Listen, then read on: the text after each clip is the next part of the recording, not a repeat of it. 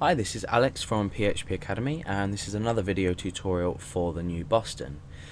Now, we're going to be looking at PHP cookies. Now, you've probably heard of cookies before, maybe if you've looked at your browser settings. I mean, I'm sure everyone knows what cookies are, but how do we actually use them, and how useful are they in everyday programming, sort of on websites?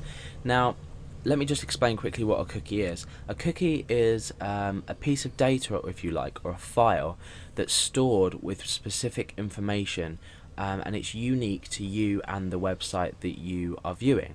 So if you view on your browser a website that's set a specific cookie, when you access that website, depending on the expiration time of the cookie, that piece of data will be relayed. So it will be relayed from your computer to the website.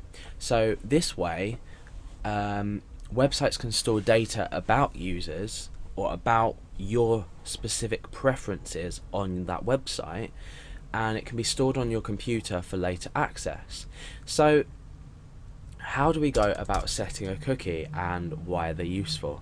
Now, some of the reasons that they can be useful for is just literally storing data that needs to be used at a later date, but for a long expiration time. You might have already looked at PHP sessions, but cookies are going to allow you to set a much longer expiration date. So sessions are closed as soon as your browser is closed and the connection is shut with the server. However, with cookies, we could store a cookie for years, perhaps. So to set a cookie, we use the set cookie function, and this takes a few arguments. I'm not going to go through every argument, but I'm going to go through three main arguments. And the three main arguments we're going to look at are, first of all, the name of the cookie that you're setting, then the value, and then the expiration date, so the time in which the cookie is going to be valid for.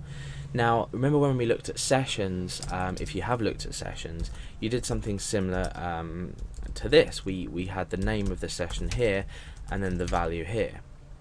Or rather, this is going to be called the key and the value. Now, with set cookies, we just use this one function to set the cookie. The name of it's here, so I could say username. Here's going to be the value, so I'm going to say Alex. Now, the expiration time is a bit different. You need to think about this logically, and it's by default in seconds. So if, for example, I was to set a session cookie with the value of 60 here as an argument, that's going to make this cookie last for 60 seconds, and after that it's no longer going to be valid. So we can test this. I'm going to create a session cookie with the value of 5. Now, what happens when I want to, we've set this in this page, so if we come and refresh, that should be okay. Okay, so we've set the cookie in this page. Now, what happens when we want to retrieve this value in view?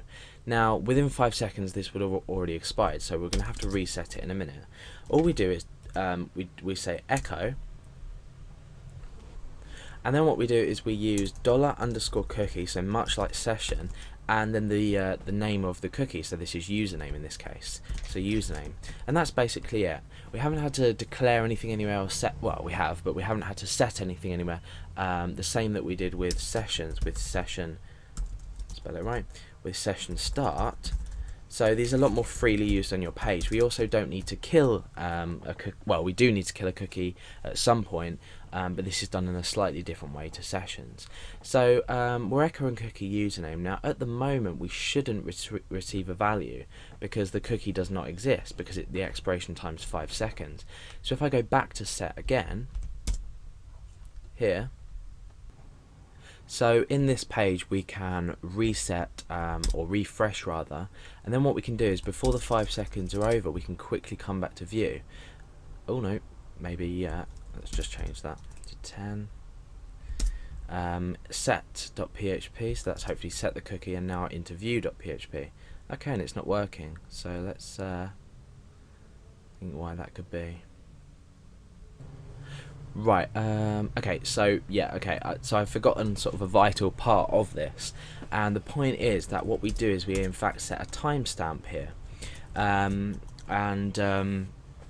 timestamps in PHP are basically they're an amount of seconds from a specific date. I can't remember what the date is. I think it's somewhere in 1990.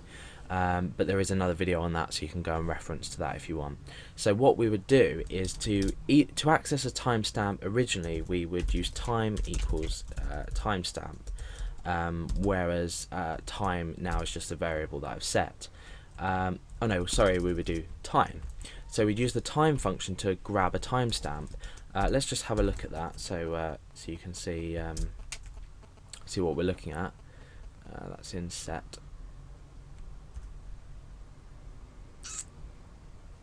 So echo that out. Okay, so we have our timestamp here, which is a long number. Now what we do is when we set a cookie, we set it from the current time, so we can use this function within this function here, but then we add on the amount of seconds we want for it to expire. So then what can happen is we can do a check. It will automatically do it for us, but it will check against the timestamp plus 10. So it will check 10 seconds from now. So apologies for getting that wrong before, but it's just one minor thing I forgot. So let's test this out again. So so we've got set.php. Let's refresh. Now the cookie has been set. We come into view.php and you can see that it's been set. Now as I'm talking to you, eventually the cookie is going to expire because the timestamp is going to be less than the current date. So if I refresh again, I think that should go. Yeah. So now our cookie has expired. So you can understand now the use of this for login systems where you say, you know, you might log your user in default by an hour, but you might have a check box to say, keep me logged in for, you know, keep me logged in or something, and then that would keep the user logged in for maybe a month, 2 months. You could set it up to sort of a period of a year if you wanted to say constantly keep them logged in. So that's basically how cookies are useful. But remember, the cookies are stored on the user's computer, so they're dangerous to use for things like sensitive data that you don't want the user to be able to change. For example, if you were to have a shopping cart and you had the total set in a cookie, you don't necessarily want this unless you're using some form of encryption or some other way to or some database usage to store this where the user can't make the change. So this is how we do it, and that's basically sessions or cookies in PHP.